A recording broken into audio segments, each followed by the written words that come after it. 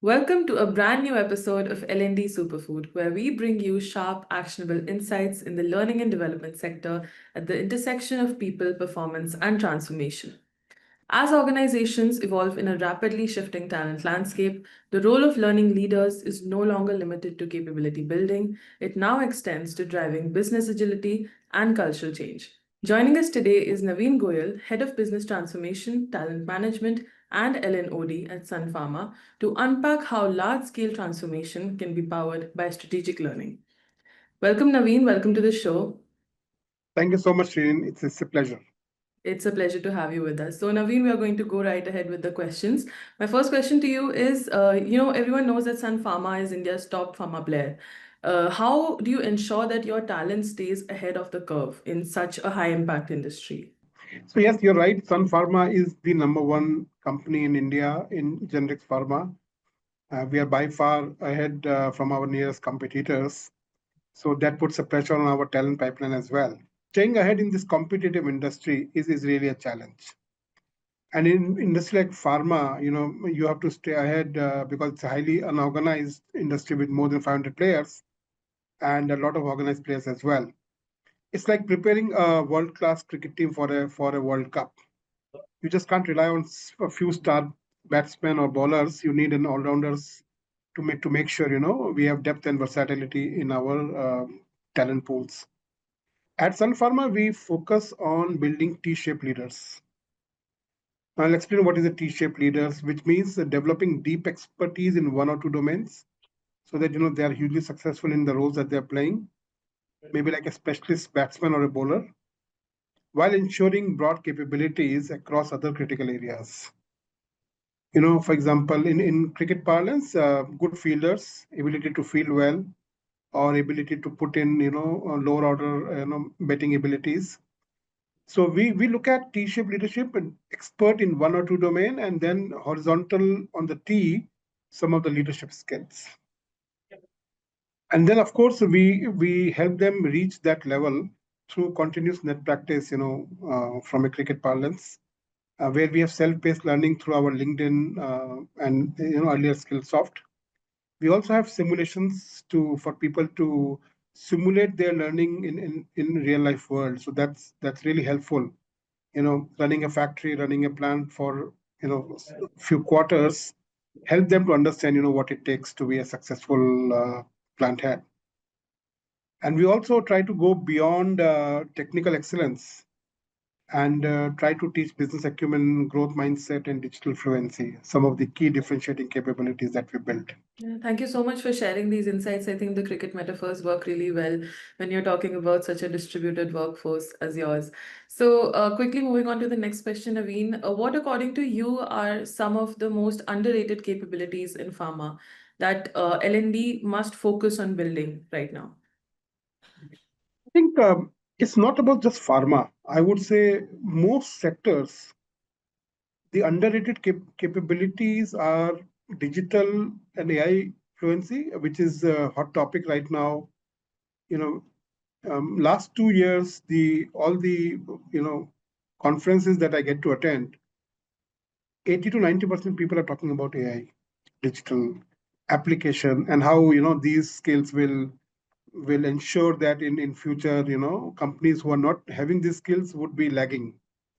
So I would say digital and AI fluency is one big area to focus upon. The other is data storytelling. I think building narratives in a storytelling format is very, very important. Nobody wants to look data as data because it becomes very boring to look at. These are not business capabilities.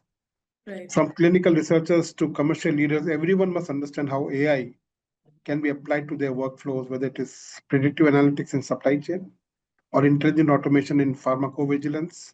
It's about building awareness, judgment, and confidence for work alongside machines. Thank you so much for this answer and your insights.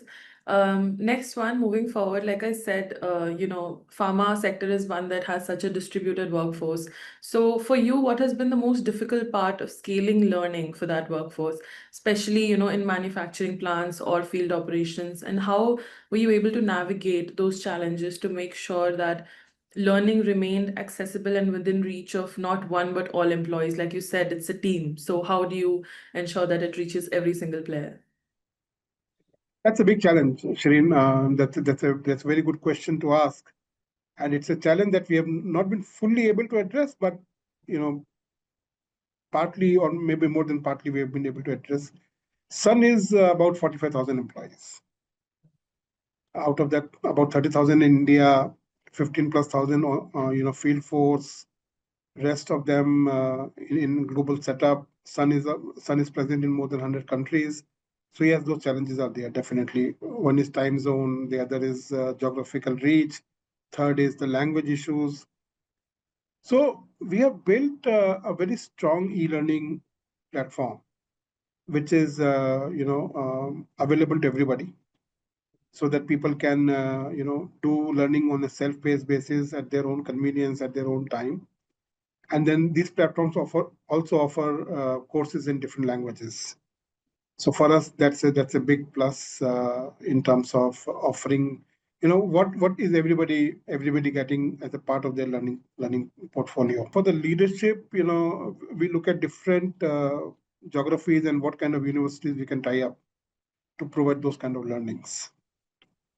Some programs are more mass scale, which we deliver primarily in India, and then we take it to some of the other geographies depending upon the requirements. Now, Naveen, we're going to move on to our rapid fire round. So, my first question to you is, what's that one skill or capability that you think every employee, regardless of their role and industry, should be developing right now?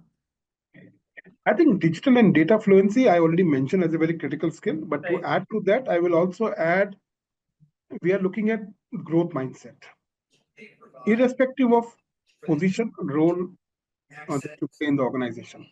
I definitely agree with you in that. AI, digital fluency, and growth mindset are just non-negotiables at this point. So, the next question to you is, if you had an unlimited L&D budget for 1 year, and this is a fanciful question, so I'm expecting an imaginative answer, for 1 year, what would you do first? Well, it's as hypothetical as it can be. Absolutely. Unlimited budget in life, nothing is unlimited. Even your life is limited. You have limited space on this planet Earth. But if you actually or really get an unlimited hand or an unlimited budget to work with, I think my focus would be on hyper personalization.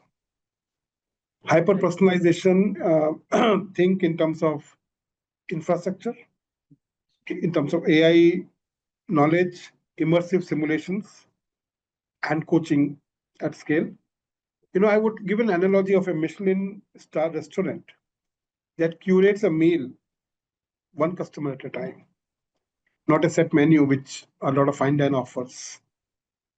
So we would like to create a Michelin star restaurant which can offer a personalized, hyper-personalized menu to our learners. Last question, Naveen, for you is, what is that one book, tool, or resource that has deeply influenced your approach to learning and development?